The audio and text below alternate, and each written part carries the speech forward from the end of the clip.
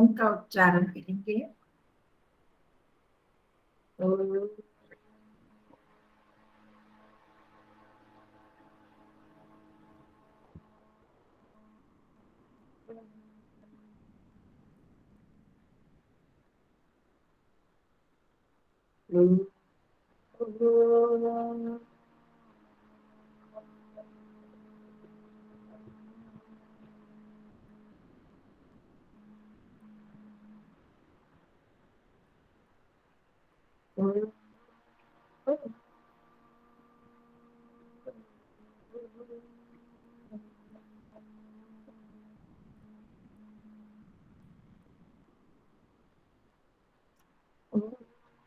सहनावतु सहनौ भुनक्तु सह वीर्यं करवावहै तेजस्विनावधीतमस्तु मा विद्विषावहै। ओम शांति शांति शांति। सर्वेभ्यो नमः। सबको नमस्ते जी। चलो ठीक है। पीछे जो हमने किया था परसों, उसमें किसी ने कुछ पूछना है? विद्या विहीन पशु, उसमें कुछ किया था हमने। हाँ जी, नमस्ते कंचन जी। हाँ नमस्ते जी। हाँ जी, इसका ये एक सेकंड निकाल रही हूँ जरा। नमो नमः बहन जी, सभी को नमो नमः। नमस्ते जी, नमो नमः। क्या पढ़ा रहे हैं? एक जो इसका जो दूसरा वाला जो है श्लोक कह लो कुछ भी, उसके अंदर है दूसरा बेटा जी, दूसरा श्लोक। विद्या वहीनः पशुः। इसका जो है मातेव रक्षति पितेव हिते नियुक्ते। नियुक्ते वो का भी हमने किया नहीं ना, वो नहीं किया अभी हमने। ठीक ठीक जो किया वो उसका आप पूछ रहे हो। इसका जो ये ऊपर का है ना, ये अपूर्वः को अपि कोशोयम, वो मैं भी रिकॉर्ड सुन रही थी, करते करते टाइम हो गया। इसका थोड़ा सा एक बार बता दीजिए जरा, यहाँ तक मैं पहुंची नहीं थी। बाकी नीचे का तो काफी समझ में आ गया। नीचे का आ गया। हाँ, ऊपर का ना मैं भी वो सुनते सुनते रिकॉर्ड पूरी हुई नहीं। बस यही तक ही किया था। भारतीय संबोधन है। हाँ जी, सरस्वती का नाम होता है ना भारती। अच्छा जी, हमें तो नहीं दिखाई देते स्लाइड वगैरह। स्लाइड नहीं है, ये 231 पृष्ठ पर अपने पुस्तक में ही। हाँ। अच्छा विद्या विहीना पशु, जी जी ये एक निबंध है। उस निबंध में वो कर रहे थे हम लोग। बीच बीच में थोड़ा परिवर्तन के लिए ना, नवीनता के लिए। तो भारती जो है, कोई बताएगा इसका? हमने किया था उस दिन, कौन बताएंगे? भारती सरस्वती का नाम है, सरस्वती के लिए कहा था, तो जो संबोधन में है। हाँ कौन ठीक। बताएगा? बता दो। बताऊं? हाँ अंजना कोशिश जी। अच्छा आप ही दिन बताएंगे? कोशिश कर सकती हूँ। हाँ करिए करिए कोशिश। ये भारती सरस्वती की देवी को संबोधित किया संबोधन गया है। है। हाँ जी, कि आपका जो विद्या रूपी कोश जो है, ऐसा कोई अपूर्व, इससे पहले ऐसा कोई भी कोश नहीं हुआ है, या नहीं है, कोई भी कोश ऐसा नहीं नहीं है। वर्तमान नहीं है, नहीं कोई। ठीक है। हाँ जी, व्ययो वृद्धिम आयाति क्षयम आयाति संचेताम। जो व्यय करने पे तो वृद्धि को प्राप्त होता है, विद्या को किसी को देते हैं, अर्थात तो आपकी अपनी विद्या भी जो है वो भी वृद्धि को प्राप्त होती है। कि आपकी एक तरह से, जैसे कहते हैं ना, अगर आपने किसी को नहीं पढ़ाया तो बुद्धि में पढ़ा, आप भूल भी सकते हो, लेकिन जब आप उसे खर्च करते हो तो बढ़ जाता है। और क्षय आयति संचयत, और अगर आप उसको किसी के साथ शेयर नहीं करते, संचयत मतलब अगर आप उसको इकट्ठा करके रखते हो तो वो क्षय को, विनाश को या विनष्ट हो जाता है या खत्म हो जाता है आपके। पहली लाइन का ना समझ में नहीं आया था, हो गया, क्लियर हो गया, थैंक यू।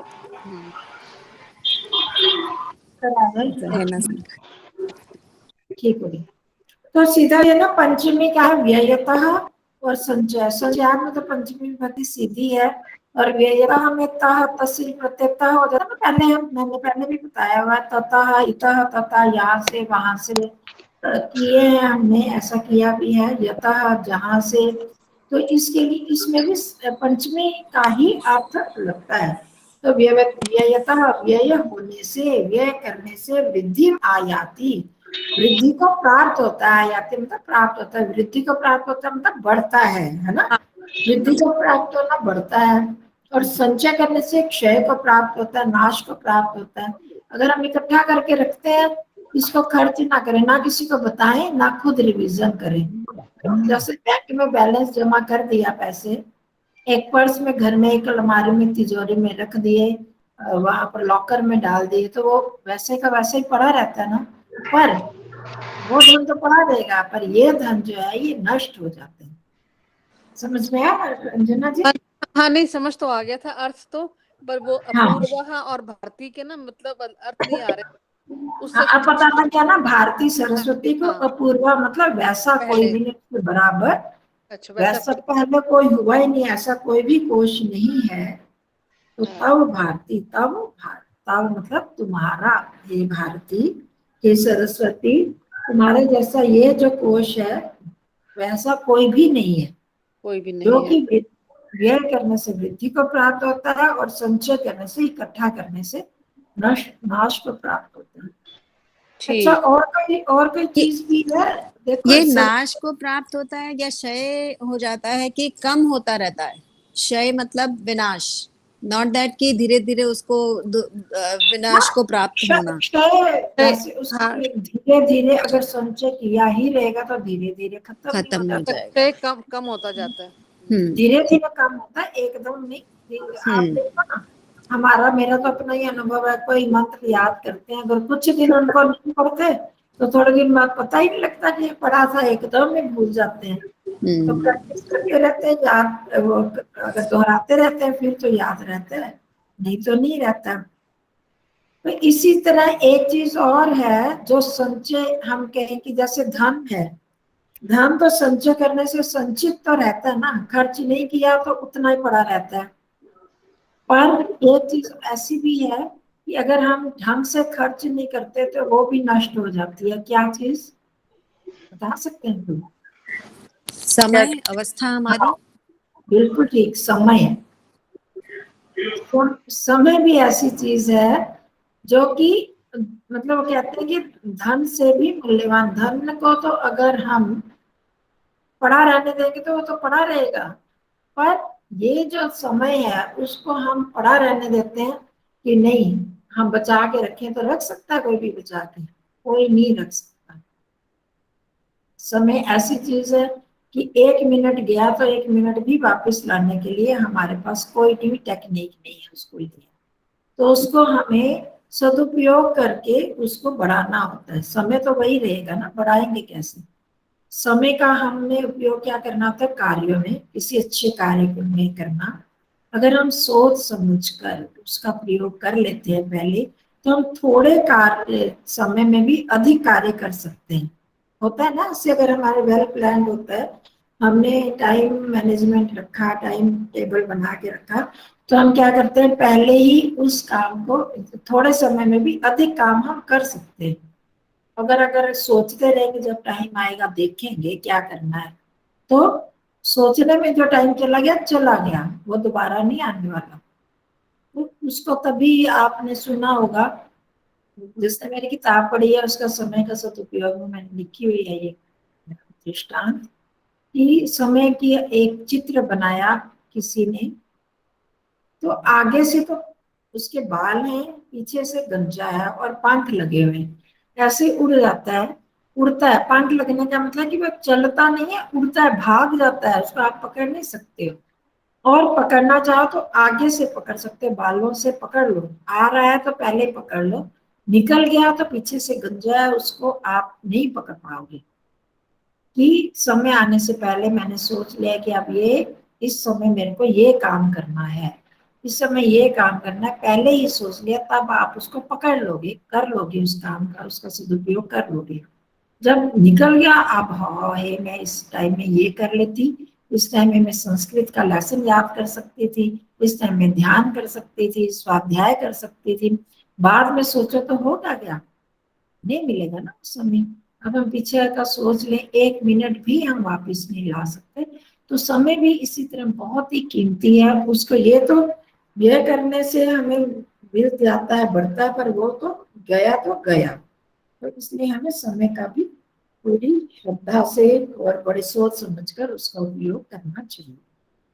ठीक है जी, हो गया स्पष्ट? अब आगे बढ़ते हैं। कहाँ तक हुआ था? 3 तक, शायद 3 नंबर तक हुए थे परसों।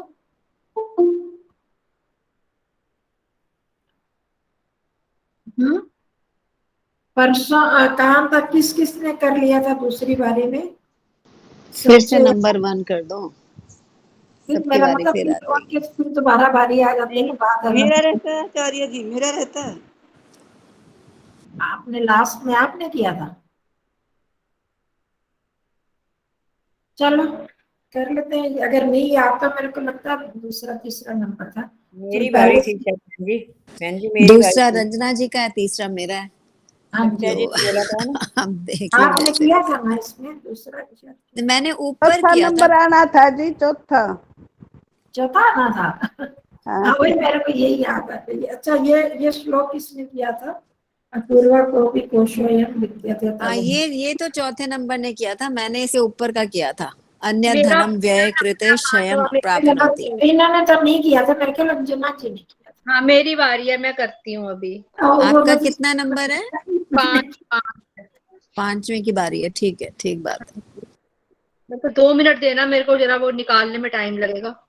निकाल के तो मेरे सत्या रंजे का होते, उन्होंने नहीं किया था, उनका मेरे को याद नहीं किया हो। ना चोर हार्य, ना च वात्री वाज्यम, ना चोर इसे चुरा सकता है, ना भाई इसे ले जा सकता है। वहां पे भाज्य मतलब भाग नहीं किया जा सकता उसका। मतलब तो बंटवारा, बंटवारा भाग बटा बंटवारा। नहीं सकता। राज्य हाँ, मतलब बंटवार। भाई के साथ बंटवारा नहीं किया जा सकता। हाँ, इसे मतलब बांट नहीं, भाई से बांट नहीं हाँ सकता। हाँ, भाज्य मतलब भाग, भाग से बना है ये शब्द। उसे भाग बांटने योग्य नहीं है, भाग करने योग्य नहीं है भाई के साथ। बांट नहीं सकते हैं। ना राजहार्यम, ना राजा इसे चुरा सकता है, ना च भारकारी, और ना ही इसको उठा के ले जा सकते हैं। हम सब भार करने वाले, राजा चुराएगा तो नहीं, राजा हरण नहीं कर सकता, ले नहीं सकता, हर नहीं सकता इसको। चोर के लिए तो आएगा, हरण करना वो चोरी करने के लिए हो गया ना। हाँ जी। चोर हरण करके ले जाता है, और राजा ले लेगा, लेने का मतलब कि टैक्स वगैरह के रूप में। धन तो राजा इसको नहीं ले जा सकता। हाँ जी। व्यय कृते वर्तत, व्यय करने से ये अच्छा, बढ़ता। भारकारी का क्या मतलब? भारकारी मतलब एक बार आपने क्या बताया, भार करने वाला नहीं है। तो ऐसी चीज नहीं जिससे भारी हो गई, हमने इकट्ठी उठती जा रही है तो भार बनता जा रहा है, वो नहीं, लोड नहीं उसका। उठा कर नहीं ले जा सकते मतलब। ऐसे उठा कर ले जा सकते अर्थ नहीं बनेगा। भार करने वाला नहीं है, भारी नहीं है, तो हमारे पर भार डालने वाला नहीं है, बोझा नहीं। बाहर करने वाला नहीं है, ठीक है। व्यय कृते वर्तत एव नित्य, व्यय करने से ये हमेशा बढ़ता है, बढ़ता ही है। बढ़ता ही है। विद्या धनम सर्व धन प्रधानम, विद्या का धन सब धनों में प्रधान है। ठीक है, सर्वधनम, सर्व नहीं, सर्वधनम प्रधान, सर्व धनम सर्वधन प्रधानम, सभी धनों में प्रधान है विद्या। है। ठीक है, समझ में आ गया सबको? ना विद्या चोर को से चुरा सकता है, ना बाई से बांट सकता है, ना राजा इसको ले जा सकता है, और ना ही इसको ना ही ये भार करने वाला है, बोझा बनने बोझ वाला नहीं है, बोझ नहीं है। उठा नहीं उठा नहीं होगा जी, उठा नहीं सकता। नहीं नहीं, बार करने वाला उठा नहीं है। नहीं सकता, क्या नहीं है ये इसको मतलब कहीं पे भी नहीं ले जा सकते हैं ऐसे उठा के। बोझ। देखो, कोई भी चीज हमारे पास, बहुत सारा धन भी हो जाएगा, चेंज है, आप उठा सकते हो, बहुत सारे पैसों की गड्डियां भी हो, उनका भी कोई ना कोई भार होगा। पर ये जो विद्या है, विद्या रूपी धन, कभी किसी को भार लगा कि मेरे दिमाग में इतना ज्ञान इकट्ठा हो गया तो बहुत सारा भारी हो गया मेरा सिर? वो सिर भारी और चीजें चिंतन में। पर जब हमने, आप संस्कृत पढ़ रहे हो, थोड़ा जो ज्ञान इकट्ठा किया, या सुनते हो आर्य समाजों में प्रवचन वगैरह सुनते हो, उपनिषदें पढ़ रहे हो, क्या उससे दिमाग में लगता है कि दिमाग में बोझा हो गया इकट्ठा? लगता है किसी को? उससे तो दिमाग हल्का होता है। हल्का होता है, तब जो बोझा नहीं लगता। ज्ञान वही चीज यहाँ बता रहे हैं। और कुछ भी हो, अब किताब को हम विद्या कहने लगेंगे तो वो विद्या नहीं है। विद्या मतलब जो हमने ग्रहण की है। तो ये चीजें जो है, ये इस विद्या को चोर क्या चुरा सकता है? हमारे घर का सब कुछ सामान ले जाए तो विद्या को क्या वो चुरा सकता है? हमारे दिमाग से कोई नहीं ले सकता। और ना भाइयों में लड़ाई झगड़ा हो जाए, ये बांट लो, ये बांट लो, अब पिताजी ने तुमको पढ़ाया था, मेरे को नहीं पढ़ाया, अब वो ले ले। वो ये खींच सकते हैं, उसका भाग किया जा सकता है, डिवीजन किया जा सकता है उसका? नहीं ना। तो इसलिए कहा भ्रातृभाज्य, ना ही भाइयों में बांटने योग्य है ये, बांटा नहीं जा सकता। ना ही राजा इसको ले ले, टैक्स में ले ले।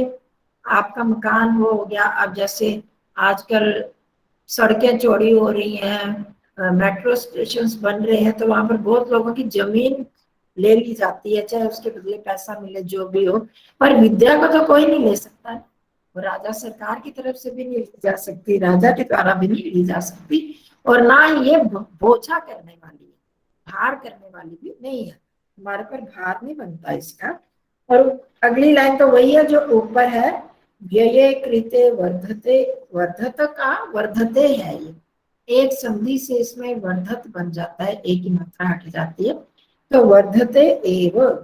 तो व्यय करने पर, ऊपर बताया था ना, व्यय कृते भावे सप्तमी है। जैसे इन श्लोकों के ऊपर जो वाक्य है, अन्य धनम व्यय कृते क्षय प्राप्त होती, दूसरा धन व्यय करने पर क्षय को प्राप्त होता है। तो वही चीज है यहाँ पर, भावे सप्तमी, ऐसा होने पर, व्यय करने पर नित्य बढ़ता ही है। जितना बढ़ाते जाते हैं, खर्च करते जाते हैं, पढ़ते हैं, रोज प्रैक्टिस करते हैं, उसकी दोहराई करते हैं, रिवीजन करते हैं, या किसी को देते हैं विद्या, तो क्या तो नित्य बढ़ती ही है। तो इसलिए विद्या का धन सभी धनों में प्रधान है, सबसे बड़ा धन। ठीक है, चलो अब आगे।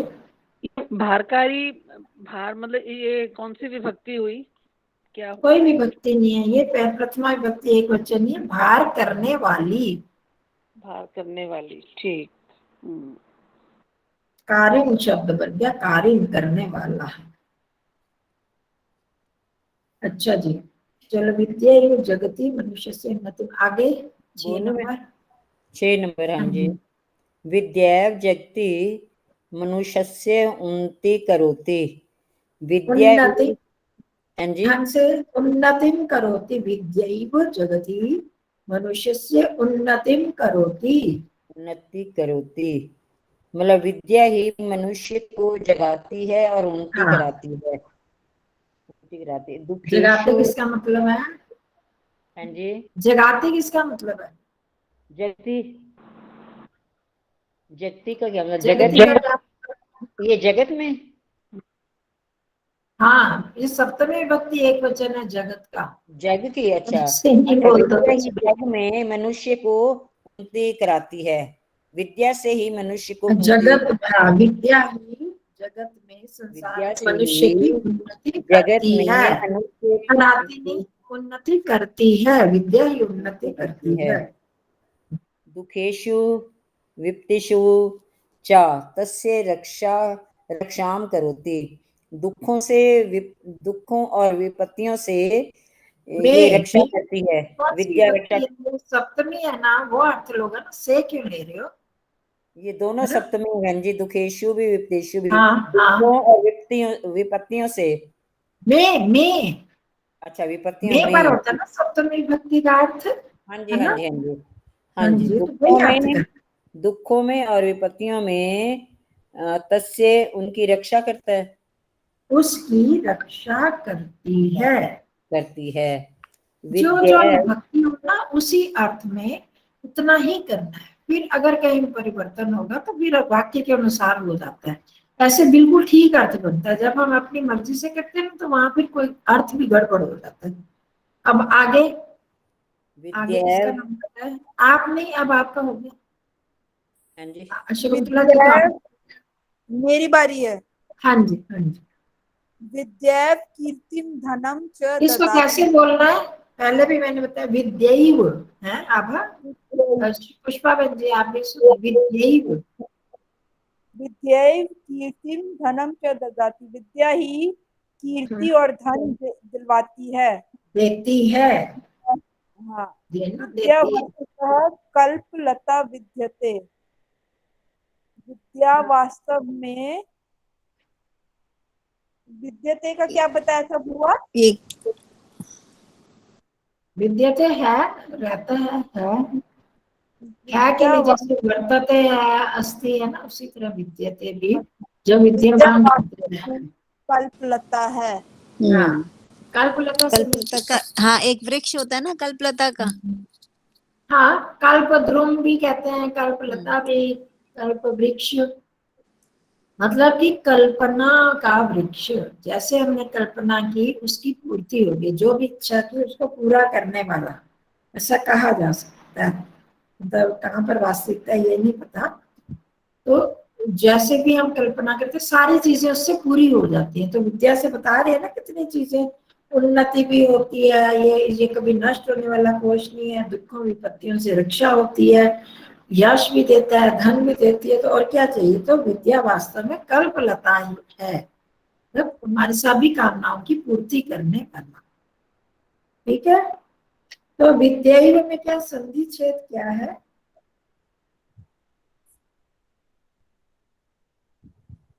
विद्या का संधि छेद क्या बताओगे? विद्या योगी एव। विद्या प्लस एव।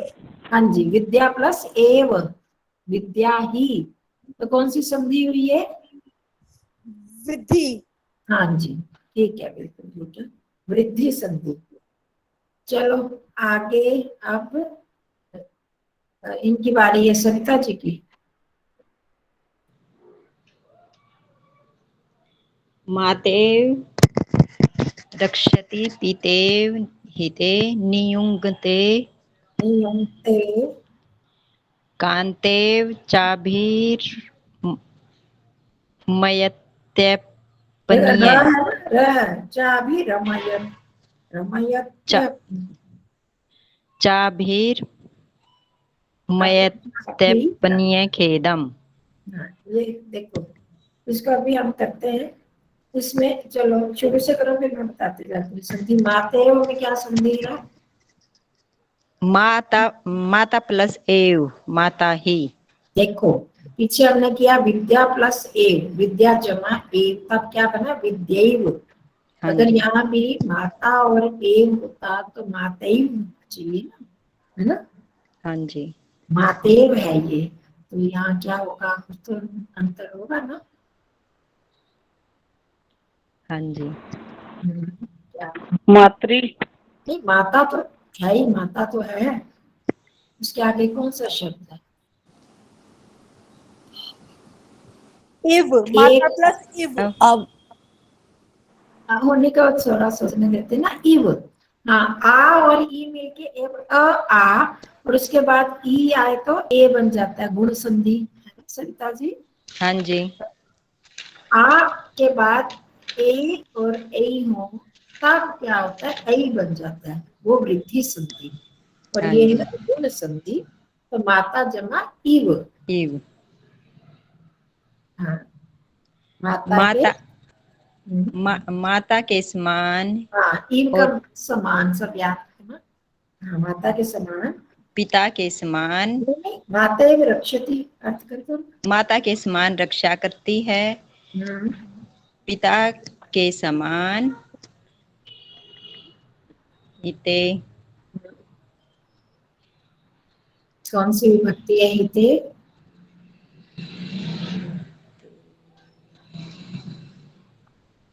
सप्तमी। हाँ जी, सप्तमी विभक्ति एक वचन, तो क्या अर्थ हो गया?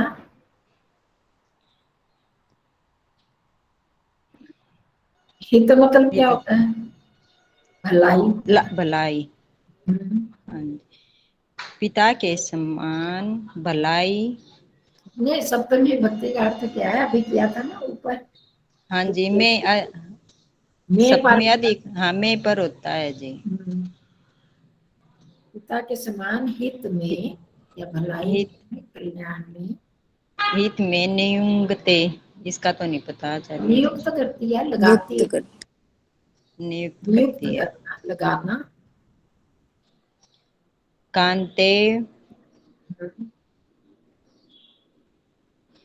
नहीं आता आचार्य जी ये तो। पत्नी, पत्नी, स्त्री, स्त्री के समान। स्त्री के समान, चाप भी, इसका क्या होएगा?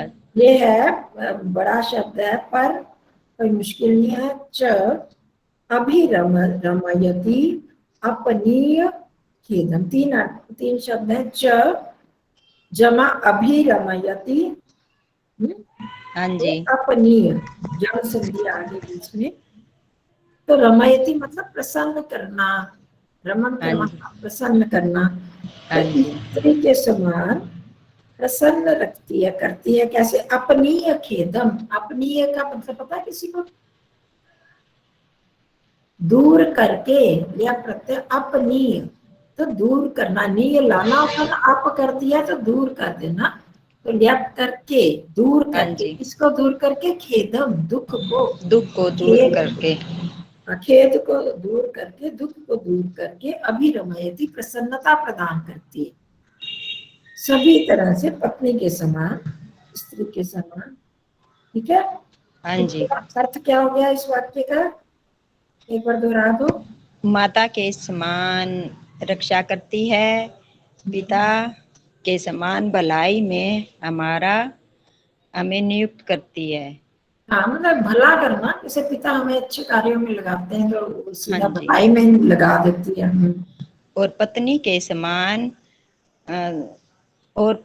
समान दुख दूर करने में, करके, अपनी करके, दुख को दूर, खेद जो मन में खिन्नता का भाव होता है, दुख का भाव होता है, उसको दूर करके अभिरमयति प्रसन्नता प्रदान करती है। माता के समान रक्षा करती है, पिता के समान भलाई में हमें नियुक्त करती है, पत्नी के समान दुख दूर करके हमें प्रसन्नता प्रदान करती है। हाँ, प्रसन्न करती है। देखिए, ये श्लोक आप याद कर सकते हो। ये तीनों श्लोक जो विद्या के महत्व को बताते हैं। कहीं भी आपने प्रवचन देना है, किसी से बात करनी है, तो हमारे दिमाग में रहे हमारी विद्या के क्या क्या महत्व है, क्या लाभ होते हैं। हाँ जी, चलो। ये इसके बाद और स्नेहा जी आई, आज नहीं आई ना? आगे सुंदरा जी, लक्ष्मी तनोति वितनोति च दीक्षु कीर्तिम। है सुंदरा जी, आवाज आ रही है? नहीं, अभी तो सबकी बारी हो गई। जी जी। हाँ, कहाँ से बोली? खुल नहीं रहा था ना। अच्छा जी। लक्ष्मी तनोति, अभी आई, दूसरे रूम में आई हूँ जी। जी ओम। हाँ जी, ओम। एक मिनट, हमारे गुरु जी ने क्यों डाला? लक्ष्मीं तनोति वितनोति च दीक्षु कीर्तिम। लक्ष्मी। हाँ जी, प्रणाम गुरु जी। गुरु जी क्या? गुरुजी आप कैसे आ गए? चलो करो, देखती हूँ। हाँ। लक्ष्मी तनोती, तनोती मतलब फैलाती है, बढ़ाती है लक्ष्मी को। वित नोती, वित होता है पैसा, अर्थ। नहीं, लक्ष्मी तनोती यहाँ तक हो गया। वी जी। तनोती से दीक्षु कीर्ति, ये यहाँ पर हो गया, 2 वाक्य हो गए। दीक्षुम लक्ष्मी कीर्ति। मतलब धन को, हाँ, धन को बढ़ाती है। हाँ जी। और दिशाओं में कीर्ति को फैलाती हाँ, है, दीक्षु कीर्ति। फैलाती है। किम किम न साध्यति, क्या क्या नहीं साधती, माने पूरा करती है। हम्म, किस किस उसको नहीं साधती है। कल्प कल्प लते ए विद्या, कल्प लता के समान है विद्या। हाँ, लक्ष्मी को फैलाकर, धन को फैलाकर दिशाओं में कीर्ति फैलाती है।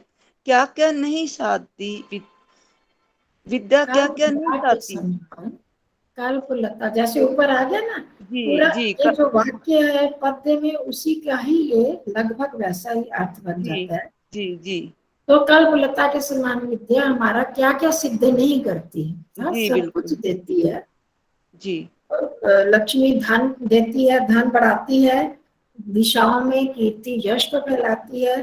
तो कल्पलता के समान विद्या क्या क्या नहीं करती है, नहीं क्या देती। क्या नहीं देती, क्या क्या सिद्ध नहीं करती। हो गया जी। सबको विद्या का महत्व पता चला। तनोती मीन्स क्या है बहन जी? तनोती किसको कहते हैं? तनोती फैलाना, फैलाना, बढ़ाना। बढ़ाना। ठीक।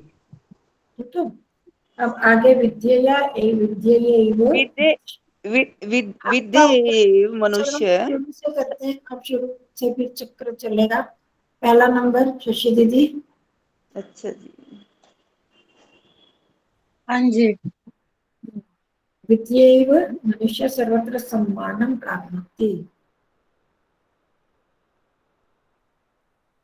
विद्या ही जगत में विद्यैव, विद्यैव देखो पहले और इसमें फर्क है, पहले विद्यैव था, अब विद्यैव, यह फालतू आ गया है ना, यह अतिरिक्त है ना इसमें। हाँ जी। हाँ, तो इसका क्या हो गया, अभी क्या संधि छेद होगा? विद्या प्लस एव नहीं होगा? विद्या। विद्यया जमा एव, विद्यया एव, ये तृतीया विभक्ति हो गया। अब करो आप।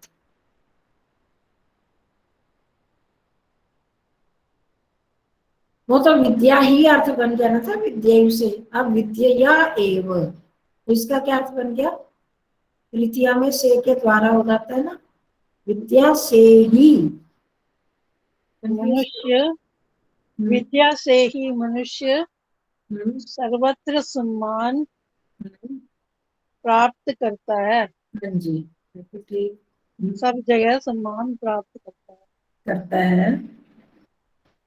आगे राजानो अपि राजानो अपि तस्य पुरस्तात् नत शिरसो भवन्ति। राजानो अपि, राजाना, राजा, राजा भी, वो बहुवचन में आ गया, राजा भी उसे, तस्य पुरस्तात्, तस्य उसे पुरस्कृत, नहीं नहीं, पुरस्तात् पुरस्कृत नहीं, पुरस्तात् सामने होता है ना।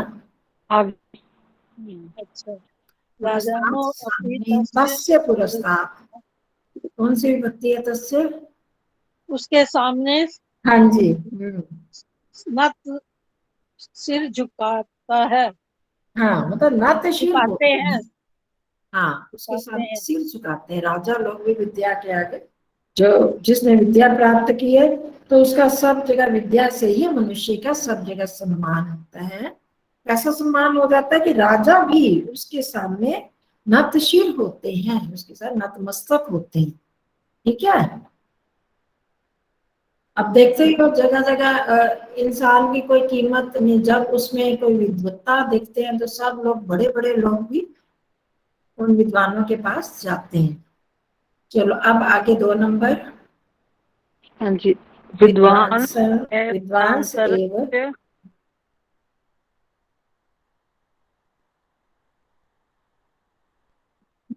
दुःखानि दूर कुर्वन्ति। विद्वान और है एव जो आया और है, क्यों, और किसका मतलब है? नहीं, और किसका मतलब है? एव एव, एव तो है नहीं, एव है। एव मतलब ही होता है ना। विद्वान ही संसार के दुख दूर करते हैं।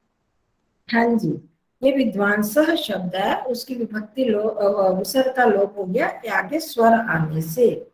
तो विद्वान ही संसार के दुखों को दूर करते हैं। ठीक है। त एव उपदेश का विचार एव का, बोलो अंजना जी, एव नहीं एव। ठीक, त एव उपदेश का विचार का ऋषयो महर्षयो मंत्रिणो नेताश्च भवन्ति। नेतारश्च, र पूरा है ना, नेतारश्च। नेतारश्च भवन्ति। हाँ जी। त एव क्या हुआ? हाँ, तब ते है, जैसे ऊपर मैंने बताया था ना, एक संधि के एक नियम से जब सामने विसर्ग स्वर आ जाता है, ए के बाद विसर्ग स्वर आता है, तो उसका ए का लोप हो जाता है।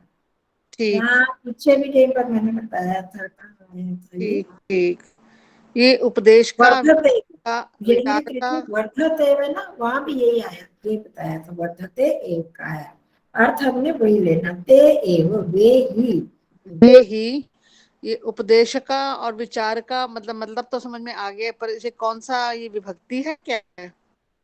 हाँ, ये सारे वो है ना, बहुवचन है, उपदेश कहा, विचार कहा, ऋषियो महर्षियो, ये संधि के नियम से विसर्गों का लोप हो गया। वे ही उपदेशक,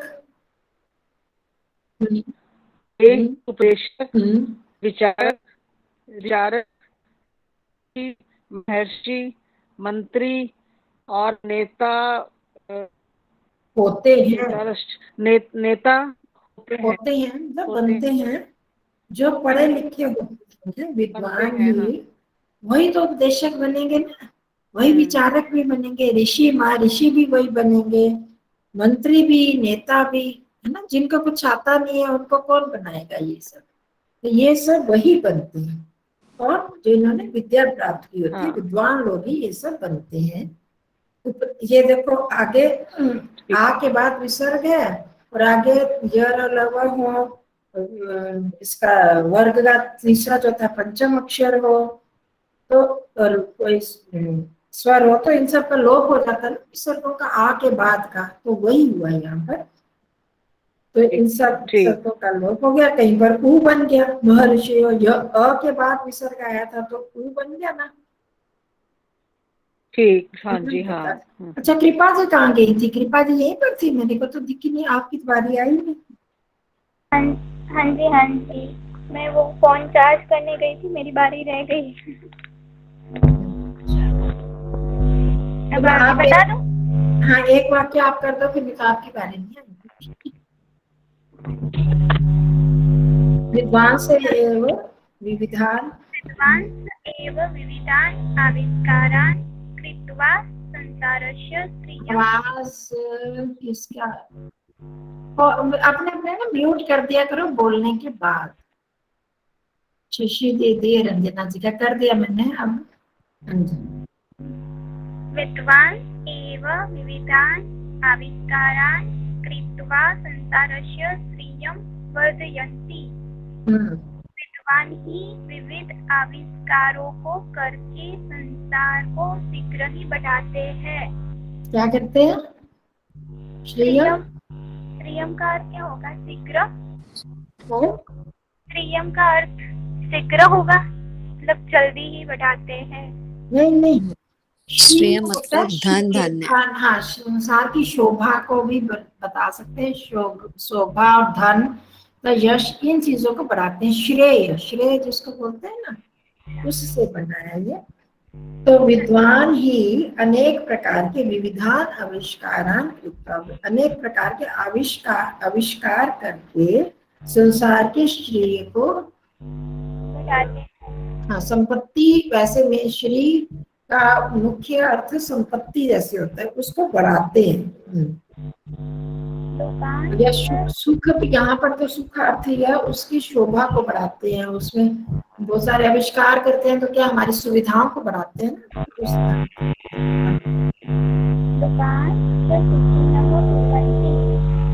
लोकांच सुखिनः कुर्वन्ति। कर रहा है जी किसी का। करते हैं और लोगों को सुखी करते हैं। हाँ जी, हाँ जी। चलो हो गया आपका, अब किसकी बारी? मेरी बारी। हाँ जी आरती जी। मैंने, आपने जब ऊपर वो पढ़ा ना रचना जी ने कि उपदेशक, विचारक, ऋषि, महर्षि, मंत्री, नेता जो है वो विद्या से बनते हैं, लेकिन हिंदुस्तान की जनता मूर्ख है, वो अनपढ़ों को भी बना देती है नेता। मेरे दिमाग में ये बात है। मैं भी नेता यही हाँ सोच जी। रही थी। बाकी तो वही नेता नहीं बनते। Actually, I was लेकिन हमारे सामने कंचन मैडम की एग्जाम्पल आप अतः सर्वे अपि आलस्य प्रमाद आदिकं त्यक्त्वा विद्या अध्ययनम अवश्यम कर्तव्यम। अतः इसीलिए सर्वे अपि, सभी इसको को, ठीक तरह बोलो आरती जी, सर्वे पे तो नहीं है, क्या है?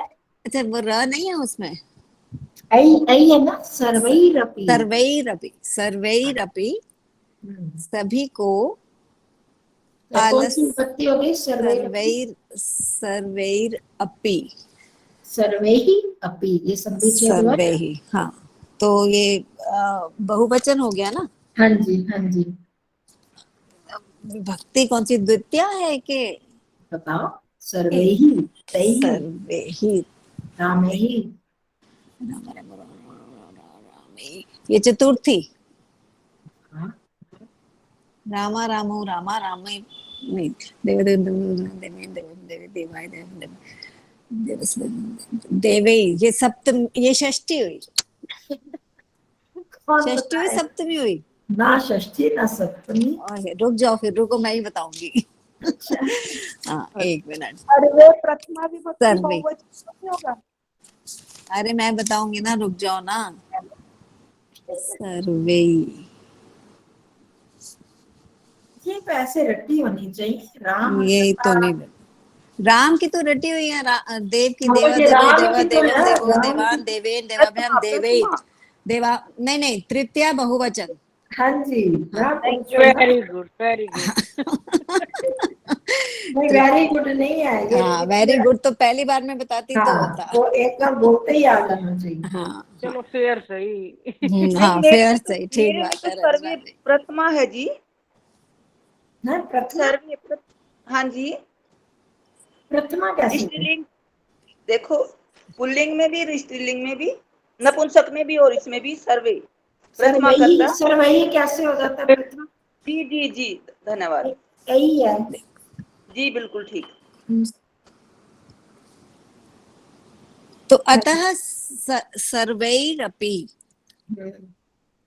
आलस्य प्रमाद हो जाता है से के द्वारा। तो इसलिए तो यहाँ फिर क्या मतलब आएगा? सर्वे, आप वैसे याद करते हो जो। हाँ मैं वैसा, सर्वैरपि आलस्य प्रमादिकम त्यक्त्वा, आलस्य और प्रमाद आदि को। सर्वैरपि का अर्थ कर लो ना, जो अर्थ बनता है। हाँ तो सभी, हाँ सभी के द्वारा, हाँ सभी के द्वारा आलस्य और प्रमाद को छोड़कर, हाँ जी, सभी के द्वारा भी आलस्य प्रमाद आदिकम, आलस्य प्रमाद आदि को त्यक्त्वा, त्याग कर, विद्या अध्ययनम, विद्या अध्ययन को अवश्यम, जरूरी या अवश्य, कर्तव्यम करना चाहिए। हाँ बन गया ना अर्थ।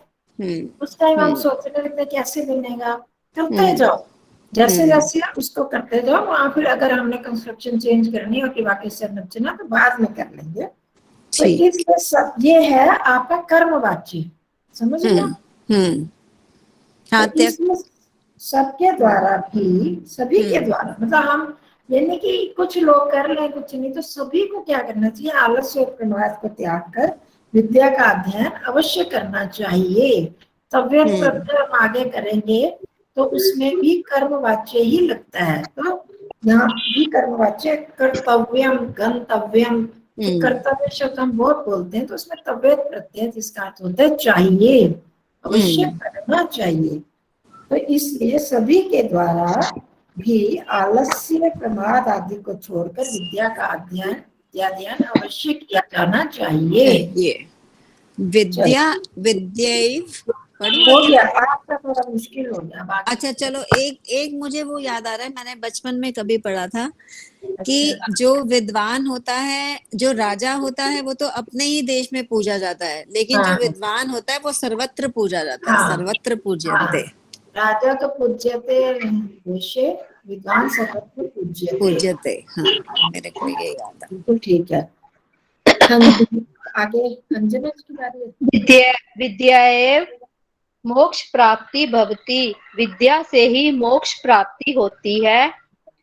उक्तम च कहा गया है, और कहा गया है, रीते ज्ञानात्र ज्ञानात बोलोगे, ज्ञाना ज्ञा के बोलोगे, क्या बताया हुआ, क्या शब्द है ये, क्या अक्षर है? ज्ञानान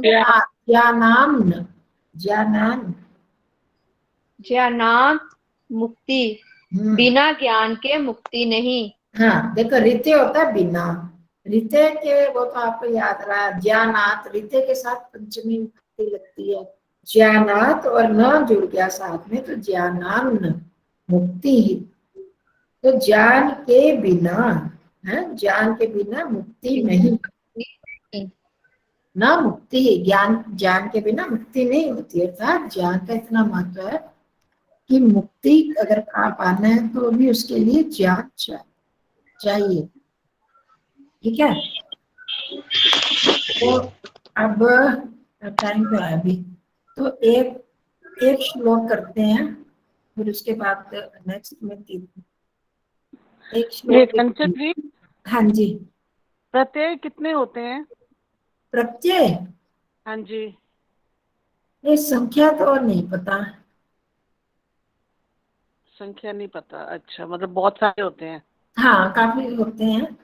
और नहीं, मैंने आपको एक बार बताए थे यहाँ इसी किताब में एक पूरा वो लिखा हुआ है, अभी 42 ही होते हैं जी, 42 लिखवाए थे। हाँ लिखवाए थे, उस सारे सूत्र इसका एक वो दिया हुआ है, श्लोक का श्लोक बना हुआ था, काफी सारे हैं प्रत्यय, काफी सारे होते हैं। अच्छा, हाँ यहाँ पर ढूंढना, पीछे अपने आप ढूंढो जहाँ से प्रत्यय शुरू होते हैं हमारे। हाँ जी, हाँ जी, तो वो एक श्लोक में इतने, और ये उपसर्ग नहीं, वो शायद उपसर्ग थे, प्रत्यय नहीं थे, उपसर्ग थे। तो प्रत्यय तो देखो, प्रत्यय इतने ही होते हैं। अब ये कृदंत प्रत्यय, तद्धित प्रत्यय साथ साथ आते जाएंगे, हम कर रहे हैं, बता रही हूँ। अब तिंगंत, ये भी तो प्रत्यय है, तीता अंति सीधा था, अब ये कितने सारे हैं। और यहाँ पर लगा रहे सुप्तिंग दंतम पदम रामा रामो रामा, इनके बाद भी जो लग रहा है वो भी प्रत्यय ही है। ये सारे तो इसलिए प्रत्यय इस तरह से तो बहुत सारे बन जाते हैं।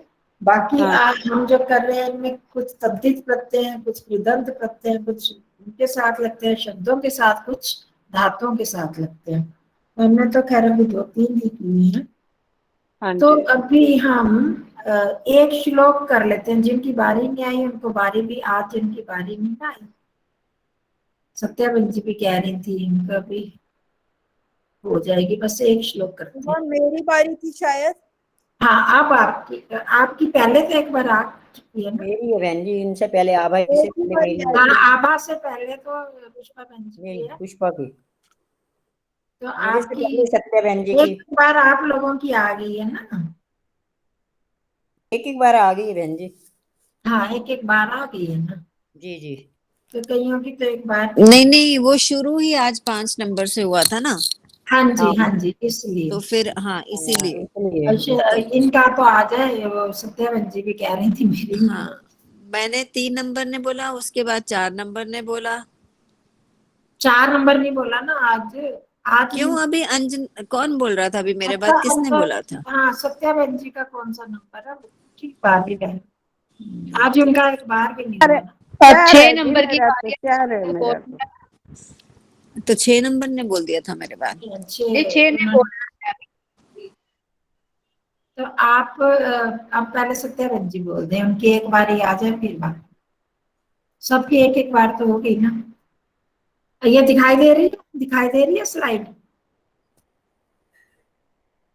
हाँ जी, हाँ दिखाई दे जी, रही हाँ जी। हाँ। तो यहाँ पर शुरू हो जाओ सत्या बहन जी। परो अपि हितवान बंधु, इतना, फिर बंधु अपि अहितः परः।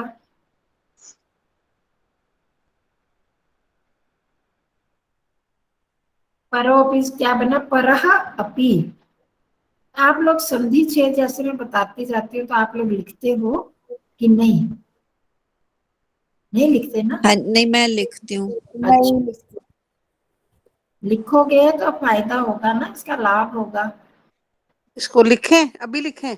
नहीं, जो जो संधि छेद मैं बताती हूँ बीच बीच में, हाँ हाँ वो हाँ। शब्द लिख के संधि छेद लिख लिया करो। जो जो किताब में है वो किताब के ऊपर ही चाहे लिख लो, हाँ जी। चाहे कॉपी में लिख लो। ऐसे एक तो अभ्यास होता है, दूसरा हमें बाद में देखना होता है तो पता भी चल जाता है।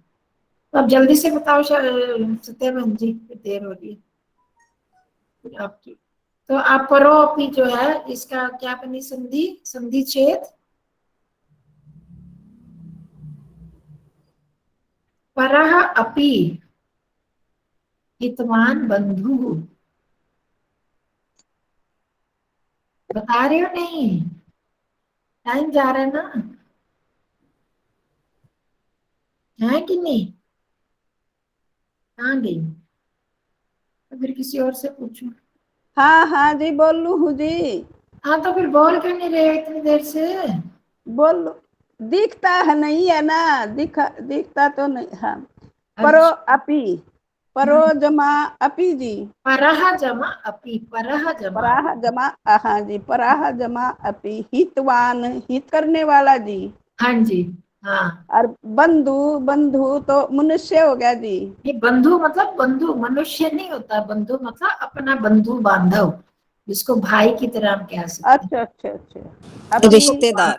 अहित पर इतना ही करो, नहीं बंधु तक पहले करो। परः अपि हितवान बंधु, क्या अर्थ बोला आपने इसका? परो अपि, परः परो का क्या मतलब होता है? परः का क्या मतलब होता है? परा का जी दूसरे का हित करने हाँ, वाला दूसरे का कहाँ पर आया है? परस्य आया क्या? परः ना। प्रथमा दूस विभक्ति है ना? हाँ जी, परः प्रथमा विभक्ति है ना? प्रथमा से अर्थ करो। दूसरे न, दूसरा भी, दूसरा भी, करता हित, हितवान, हितवान, हित, हित हित वाला, भलाई। हित हाँ जी, करने वाला। हित वाला, बंधु भाई भाई। हाँ, बस हाँ इसका जी, क्या अर्थ बन गया? हितवान, हित करने वाला। वाला, दूसरा भी बंधु है। दूसरा हम बंधु बंधु है। दूसरों को नहीं मानते ना, अति, बंधु अपने रिश्तेदार हुए। तो हाँ पर जी, अगर कोई अति दूसरा भी हमारा हित करता है, हित हाँ युक्त जी, जो है, हित वाला है, वो तो हाँ दूसरा भी अपना बंधु है। और हाँ जी, बंधु अपि अहितः परः, इससे बिल्कुल उल्टा अर्थ है। करो इसका। हाँ जी। इस पर वो अपना अहित करता है, अहित भी, मतलब अहितः बंधु अपि परः। जो दूसरा होता है वो मैं क्या बोल रही हूँ उससे करो। अहितः बंधु अपि परः, ऐसे याद करो। पहले अहिता का, फिर बंधु, फिर अपि, फिर परः। अपि माने भी, अहित माने भी बुरा पहले करना। अहिता का अर्थ करना ना, जैसे मैं कह रही हूँ वैसे बोलते हो तभी तो आएगा। अहितः का अर्थ पहले करो, बंधु का अहित, अर्थ करो। अहित अहित का बुरा लाऊं के लाऊं फिर हाँ, अहित का हित हित, ना करने वाला, इससे उल्टा हो अहित, गया। अहित ना करने वाला बंधु भाई हम्म भी, हम्म अहित दोबारा पर बोलोगी? याज्ञविता हिता जी। मैंने अहिता पहले बोल दिया ना, पहले आपने कर दिया ना। अहिता मतलब ना हित करने वाला, वाला, हाँ जी। हित ना करने वाला, अहित वाला। अहित बंधु, अहित करने वाला, हित ना करने वाला बंधु, हाँ जी। बंधु की परह। परह है का जी? परह का क्या अर्थ है?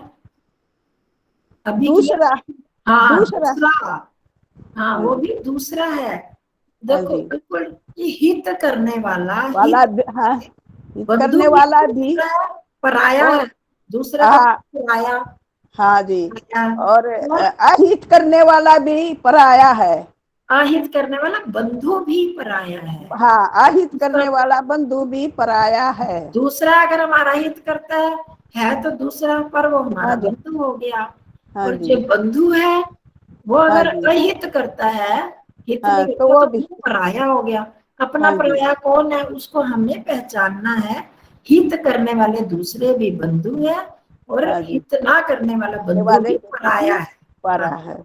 अहित देह व्याधि हितम आरण्य मोस आरण्यम औषधम। आरण्य औषधम। देखो इसका सुनो, एक बार सुनो। अहितः देहजः व्याधि, यहाँ तक। फिर दूसरा आरण्यम औषधम। हाँ, देहजः व्याधि अहितः। देहजः मतलब दहेजा का देना जी मन तो है, दे का नहीं दे रहा, देने वाला। देह, देह क्या होता है? अच्छा, देह शरीर जो मतलब शरीर में उत्पन्न, जो मतलब व्याधि माने दुख, व्याधि माने दुख हो जाएगा। हाँ, रोग, रोग सारे रोग। जो ज शब्द है ना, ज, हाँ जी, संस्कृत में जब किसी शब्द के साथ ज जुड़ जाता है तो उसका मतलब उत्पन्न करने वाला। द जुड़ जाते हैं, द जुड़ता है तो देने वाला। जैसे जलज है ना, हिंदी में भी पढ़ा है ना, जल में उत्पन्न होने वाला। हाँ जी। और जलद, जल देने वाला। बादल हो गया, जल में उत्पन्न होने वाला, वो कमल हो गया। तो ये थोड़ा तो देहजः, देह में उत्पन्न, उत्पन्न करने वाला रोग। उत्पन्न करने वाला नहीं, उत्पन्न करने वाला नहीं, मैंने क्या सिर्फ बोला ना। देह में उत्पन्न रोग, देह उत्पन्न रोग हितम। हितम माने अहित माने भी जी बुरा होगा। जो हाँ जी। तो क्या हो गया?